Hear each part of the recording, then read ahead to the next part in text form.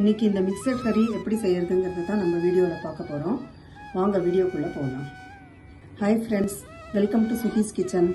இந்த கறிக்கு கேரட்டு, உருளைக்கிழங்கு, கேப்சிகம் இதெல்லாம் பொடியாக நறுக்கி வச்சுருக்கேன். 2 மீடியம் சைஸ் வெங்காயம் நீல வாக்கில் கட் பண்ணி வச்சுருக்கேன். கொஞ்சம் தக்காளி, ஒரு 3 தக்காளி பொடியாக நறுக்கி வச்சுருக்கேன். பச்சை பட்டாணி இருந்தால் கூட நீங்கள் சேர்த்துக்கலாம். இந்த கறிகால்லாம் ஒரு அரை கிலோ இருக்கும். இது ஒரு 200, இது ஒரு 100, அரை கிலோ கறிகால் இருக்கும். இந்த அளவுக்கு செஞ்சால் ஒரு 4 பேருக்கு போதுமானதாக இருக்கும். இப்போ முதல்ல எண்ணெய் ஒரு 2லேருந்து 2 டேபிள் ஸ்பூன் வரைக்கும் சேர்க்கணும். கடுகு 1 டீஸ்பூன், ஜீரகம் ஒரு 3/4 டீஸ்பூன். கடுகு வெடிச்சதுன்னு ஒரு வெங்காயம் சேர்க்குறேன். இப்போ இந்த வெங்காயத்தை சேர்த்து மீடியம் ஃப்ளேம்லேயே தான் வச்சுக்கணும் ஸ்டவ்வை. இதை நல்லா பொன்னிறமாக ஆற வரைக்கும் வதக்கணும்.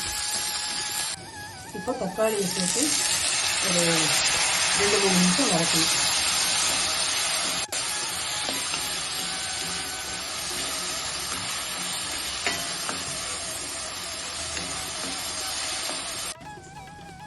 தக்காளி நல்லா சாஃப்டாக வதங்கியிருக்கு. இப்போ கசூரி மேத்தி ஒரு டேபிள் ஸ்பூன் அளவு எடுத்திருக்கேன். அதை நல்லா பொடி பண்ணி இதோட சேர்த்துடலாம்.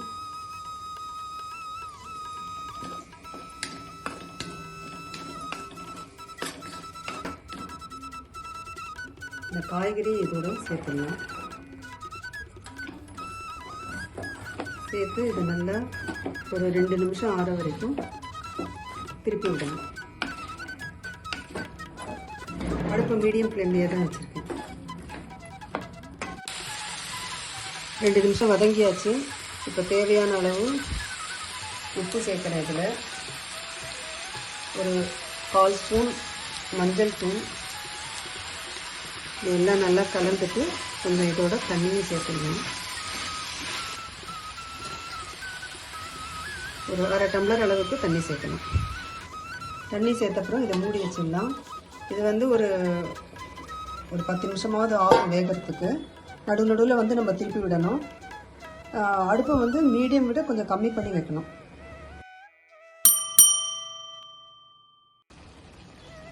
இப்போ ஒரு 10 நிமிஷம் ஆயிருக்கு. காய்கறியெல்லாம் ஒரு 3/4 பதத்துக்கு வெந்திருக்கு. இப்போ காரப்பொடியை சேர்த்துடலாம். 3/4 ஸ்பூன் அளவுக்கு காரப்பொடி சேர்க்குறேன். உங்கள் காரம் அதிகமாக வேணால் சேர்த்துக்கலாம் கொஞ்சம் கூட. இதை இன்னும் முழுக்க வேகிற வரைக்கும் கொஞ்சம் மூடி வச்சு தட்டி வச்சு மூடிடலாம்.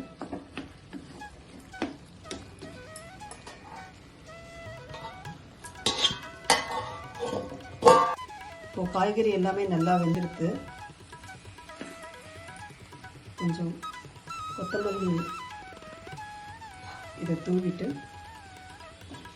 நல்லா கலந்து விட்டுட்டு ஸ்டவ்வை ஆஃப் பண்ணிடலாம். இந்த கறி ரெடி ஆகிடுது. உங்களுக்கு விருப்பப்பட்டால் நீங்கள் இஞ்சி பூண்டு விழுது வெங்காயம் வதக்கும் போது சேர்த்து வதக்கிடலாம். அப்போவும் டேஸ்ட்டாக இருக்கும்.